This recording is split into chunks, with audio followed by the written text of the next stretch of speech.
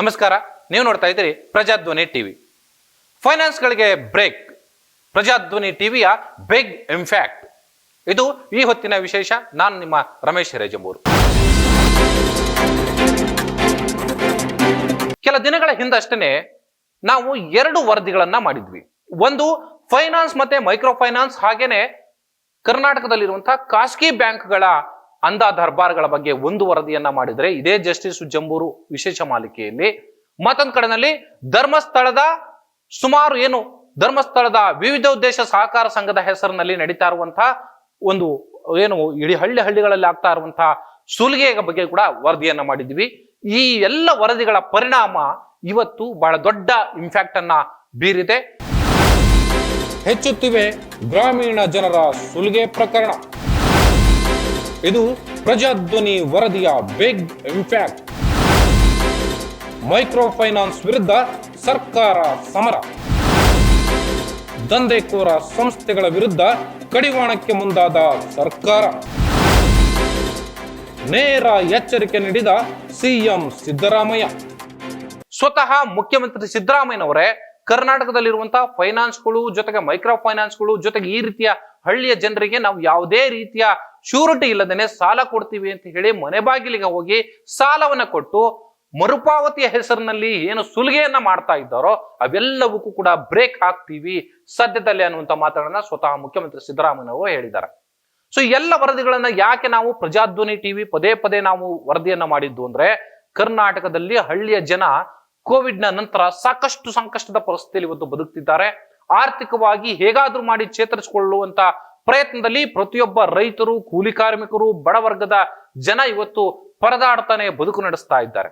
ಆದ್ರೆ ಅವೆಲ್ಲರನ್ನ ಅವರ ಅಳಲನ್ನ ಜೊತೆಗೆ ಅವರ ಅಸಹಾಯಕತೆಯನ್ನ ಬಳಸಿಕೊಂಡು ಅನೇಕ ಕಡೆಗಳಲ್ಲಿ ಇವತ್ತು ನಾಯಿ ಕೊಡೆಗಳ ರೀತಿಯಲ್ಲಿ ತಲೆ ಎತ್ತಿರುವಂತಹ ಈ ಮೈಕ್ರೋ ಫೈನಾನ್ಸ್ಗಳು ಈ ಧರ್ಮಸ್ಥಳದ ಈ ವಿವಿಧ ದೇಶ ಸಹಕಾರ ಸಂಘವೂ ಸೇರಿದಂತೆ ಎಲ್ಲ ಸಂಸ್ಥೆಗಳು ಇವತ್ತು ಹಣದ ವಸೂಲಿಗೆ ನಿಂತಿದ್ದಾವೆ.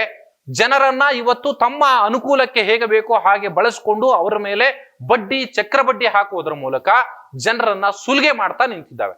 ಸೊ ಇದಕ್ಕೆ ಇವತ್ತೊಂದು ಬಹಳ ದೊಡ್ಡ ಬ್ರೇಕ್ ಬೀಳುವಂತ ಎಲ್ಲ ಸಾಧ್ಯತೆಗಳು ಇವತ್ತು ಕಣ್ಮುಂದೆ ಇದ್ದಾವೆ. ಸ್ವತಃ ಮುಖ್ಯಮಂತ್ರಿಗಳೇ ಇದನ್ನೆಲ್ಲವನ್ನು ಕೂಡ ಪರಿಶೀಲನೆಯನ್ನ ಮಾಡಿ ಮಾಧ್ಯಮಗಳಲ್ಲಿ ಪ್ರಜಾಧ್ವನಿ ಟಿವಿ ಮೊದಲ ಬಾರಿಗೆ ಇದರ ವಿರುದ್ಧ ಧ್ವನಿಯನ್ನ ಎತ್ತುತ್ತೋ, ಸೊ ಅದನ್ನ ನೋಡಿಕೊಂಡು ಉಳಿದ ಎಲ್ಲ ಮಾಧ್ಯಮಗಳಲ್ಲೂ ಕೂಡ ನೀವು ಅದರ ಬಗ್ಗೆ ವರದಿಯನ್ನ ಶುರು ಮಾಡಿದ್ರು. ಸೊ ಆ ವರದಿ ಆದಂತ ಸಂದರ್ಭದಲ್ಲಿ ಎಲ್ಲವೂ ಕೂಡ ಸತ್ಯ ಮತ್ತು ವಾಸ್ತವ ಅಂತ ಅಂಶಗಳು. ಸೊ ಹಾಗಾಗಿ ವಿತ್ತು ದಾಖಲೆಗಳನ್ನ ಜೊತೆಗೆ ಜನರ ಮನೋಸ್ಥಿತಿಯನ್ನ ಅರ್ಥ ಮಾಡಿಕೊಂಡು ಅವೆಲ್ಲವನ್ನು ಕೂಡ ನಾವು ನಿಮ್ಮ ಜನರ ಮುಂದೆ ತೆರೆದಿಡುವಂತ, ಇಡೀ ಕರ್ನಾಟಕದ ಮುಂದೆ ತೆರೆದಿಡುವಂತ ಕೆಲಸವನ್ನ ಮಾಡಿದ್ವಿ. ಸೊ ಆ ಕಾರಣಕ್ಕಾಗಿ ಇವತ್ತು ಸರ್ಕಾರ ಕೂಡ ಈ ಕಡೆ ಕಣ್ಣು ತೆರೆಯುವಂತ ಕೆಲಸವನ್ನ ಮಾಡಿದೆ. ಸ್ವತಃ ಮುಖ್ಯಮಂತ್ರಿಗಳೇ ಈ ವಿಚಾರಕ್ಕೆ ಸಂಬಂಧಪಟ್ಟ ಹಾಗೆ ಇವತ್ತು ಪ್ರತಿಕ್ರಿಯೆಯನ್ನ ಕೊಟ್ಟಿದ್ದಾರೆ. ನೇರವಾಗಿ ಮುಖ್ಯಮಂತ್ರಿಗಳು ಹೇಳಿರುವಂತದ್ದು, ಈಗಾಗಲೇ ಹಿಂದಿನ ಅಧಿವೇಶನದಲ್ಲಿ ಈ ಮೈಕ್ರೋ ಫೈನಾನ್ಸು ಅಥವಾ ಈ ಖಾಸಗಿ ಬ್ಯಾಂಕ್ಗಳ ಅಂಧ ದರ್ಬಾರ್ಗಳು ಏನಿದ್ದಾವೆ, ಅಥವಾ ಹಳ್ಳಿಯ ಜನರಿಗೆ ನಾವು ಯಾವುದೋ ಸ್ವಸಹಾಯ ಸಂಘದ ಹೆಸರಿನಲ್ಲಿ, ಅಭಿವೃದ್ಧಿಯ ಹೆಸರಿನಲ್ಲಿ ನಾವು ಹಣ ಕೊಟ್ಬಿಡ್ತೀವಿ ಯಾವ ಶ್ಯೂರಿಟಿ ಇಲ್ಲದೆ ಅಂತೇಳಿ ವಾರಕ್ಕೊಮ್ಮೆ, 15 ದಿನಕ್ಕೊಮ್ಮೆ, ತಿಂಗಳಿಗೊಮ್ಮೆ ಈ ಹಣವನ್ನ ವಸೂಲಿ ಮಾಡುವಂತ ದಂಧೆ ಏನಿದೆ, ಇವೆಲ್ಲವೂ ಕೂಡ ಬ್ರೇಕ್ ಹಾಕ್ಲಿಕ್ಕೆ ಕಳೆದ ವಿಧಾನಸಭೆ ಅಂದ್ರೆ ಚಳಿಗಾಲದ ಅಧಿವೇಶನದಲ್ಲಿ ಒಂದು ಕಾಯ್ದೆಯನ್ನು ತರೋದ್ರ ಮೂಲಕ ಬ್ರೇಕ್ ಹಾಕಬೇಕಿತ್ತು ಸರ್ಕಾರ. ಆದ್ರೆ ಆ ಕೆಲಸವನ್ನ ಮಾಡಿರ್ಲಿಲ್ಲ. ಸೊ ಎಲ್ಲೆಲ್ಲಿ ಇಡೀ ಕರ್ನಾಟಕದಲ್ಲಿ ಬೇರೆ ಬೇರೆ ಕಡೆಗಳಲ್ಲಿ, ಚಾಮರಾಜನಗರ ಇರ್ಬೋದು, ರಾಯಚೂರು ಇರ್ಬೋದು, ಅಥವಾ ಶಿವಮೊಗ್ಗ ಇರ್ಬೋದು, ದಕ್ಷಿಣ ಕನ್ನಡದಲ್ಲಂತೂ ಯಥೇಚ್ಛವಾಗಿ ನಡೀತಾ ಇರುವಂತದ್ದು. ಇದರ ಜೊತೆನಲ್ಲಿ ಬೇರೆ ಬೇರೆ ಬೆಂಗಳೂರು ಸೇರಿದಂತೆ ಬೇರೆ ಬೇರೆ ಜಿಲ್ಲೆಗಳಲ್ಲಿ ಎಲ್ಲೆಲ್ಲಿ ಈ ರೀತಿ ವರದಿಗಳಾಗಿದ್ದಾವೋ ಆ ಎಲ್ಲ ವರದಿಗಳನ್ನ ನಾವು ಎಳೆಯಾಗಿ ಮುಂದಿನ ದಿನಗಳಲ್ಲೂ ಕೂಡ ಬಿಚ್ಚಿಡ್ತೀವಿ. ಈಗಾಗಲೇ ಕೆಲವರು ಈ ಮೈಕ್ರೋ ಫೈನಾನ್ಸ್ ಇರ್ಬೋದು, ಅಥವಾ ಈ ಧರ್ಮಸ್ಥಳದ ಹೆಸರಿನಲ್ಲಿ ನಡೀತಾ ಇರುವಂತಹ ವಿವಿಧ ದೇಶ ಸಹಕಾರ ಸಂಘದ ಹೆಸರಿನಲ್ಲಿ ನಡೆಯುವಂತ ಈ ಫೈನಾನ್ಸ್ ವ್ಯವಹಾರಗಳು ಇರ್ಬೋದು, ಇವೆಲ್ಲವುಗಳಿಂದ ಮರೆಮಾಚಿಕೊಳ್ಳಲಿಕ್ಕೆ ಇವತ್ತು ಕೆಲವರು ಎಲ್ಲ ಒಂದ್ ಕಡೆ ಅನಾಹುತಗಳಾದಂತ ಸಂದರ್ಭದಲ್ಲಿ ಅಥವಾ ಇನ್ನೇನೋ ಸಹಾಯ ಇದ್ದಂತ ಸಂದರ್ಭದಲ್ಲಿ 1-2 ಲಕ್ಷ ಹಣವನ್ನ ಕೊಟ್ಟು ತಮ್ಮ ಮುಖವಾಡವನ್ನ ಬೇರೆ ರೀತಿಯಲ್ಲಿ ಬಿಂಬಿಸಿಕೊಳ್ಳುವಂತ ಪ್ರಯತ್ನಕ್ಕೂ ಕೂಡ ಕೈ ಹಾಕಿದ್ದಾರೆ. ಆದ್ರೆ ಇವೆಲ್ಲವಕ್ಕೂ ಕೂಡ ಬ್ರೇಕ್ ಬೀಳಬೇಕು ಅಂದ್ರೆ ಸರ್ಕಾರ ಇದಕ್ಕೊಂದು ಕಾಯ್ದೆಯನ್ನು ತರಲೇಬೇಕಾಗಿದೆ.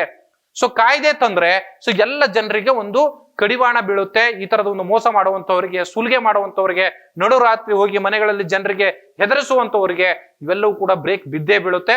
ಸೊ ಆ ಕಾರಣಕ್ಕಾಗಿ ಇವತ್ತು ಮುಖ್ಯಮಂತ್ರಿ ಸಿದ್ದರಾಮಯ್ಯನವರು ಈ ವಿಚಾರವನ್ನ ಮಾಧ್ಯಮಗಳ ಮುಂದೆ ತೆರೆದಿಟ್ಟಿದ್ದಾರೆ. ಈ ಫೈನಾನ್ಸ್ಗಳ ದರ್ಬಾರ್ಗಳು ಅಥವಾ ಏನು ಯಾವುದೇ ಶೂರಿಟಿ ಇಲ್ಲದೆ ಜನರಿಗೆ ಹಣದ ಆಮಿಷವನ್ನ ತೋರಿಸಿ ಜನರ ಅಮಾಯಕತ್ವವನ್ನ ಬಳಸ್ಕೊಳ್ತಾ ಇರುವಂತ, ಜನರಲ್ಲಿ ಬಡ್ಡಿ ಮತ್ತೆ ಚಕ್ರಬಡ್ಡಿಯನ್ನ ಹಾಕಿ ಹಣವನ್ನ ವಸೂಲಿ ಮಾಡ್ತಾ ಇರುವಂತ ದಂಧೆಗೆ ಬ್ರೇಕ್ ಹಾಕ್ತಿವಿ, ಅಂತವರ ಹೆಡಮುರಿ ಕಟ್ಟೆ ಕಟ್ತೀವಿ ಅನ್ನೋಂಥ ಮಾತುಗಳನ್ನ ಸಿದ್ದರಾಮಯ್ಯನವರು ಹೇಳಿದ್ದಾರೆ. ಸೊ ಆದ್ರೆ ಈ ಬರುವಂತ ಏನು ಬಜೆಟ್ ಅಧಿವೇಶನದಲ್ಲಿ ಇದಕ್ಕೊಂದು ನಿರ್ದಿಷ್ಟವಾದಂತ ಕಾನೂನು ತರುವ ಮೂಲಕ ಎಲ್ಲ ದಂಧೆಗಳಿಗೆ ಬ್ರೇಕ್ ಬೀಳುವಂತ ಎಲ್ಲ ಸಾಧ್ಯತೆ ಇದೆ. ಇದು ನಿಜಕ್ಕೂ ಪ್ರಜಾಧ್ವನಿಯ ವರದಿಗಳ ಪರಿಣಾಮ ಅಂತ ಹೇಳಿ ನಾವು ಹೆಮ್ಮೆಯಿಂದ ಹೇಳ್ಕೊಳ್ಳುವಂತ ಅವಕಾಶ ಇವತ್ತು ಬಂದಿರುವಂತದ್ದು. ಸೊ ಆದ್ರೆ ಇಲ್ಲಿಗೆ ಈ ಸಮರ ಅಥವಾ ಪ್ರಜಾಧ್ವನಿ ಟಿವಿಯ ಸಮರ ನಿಲ್ಲೋದಿಲ್ಲ.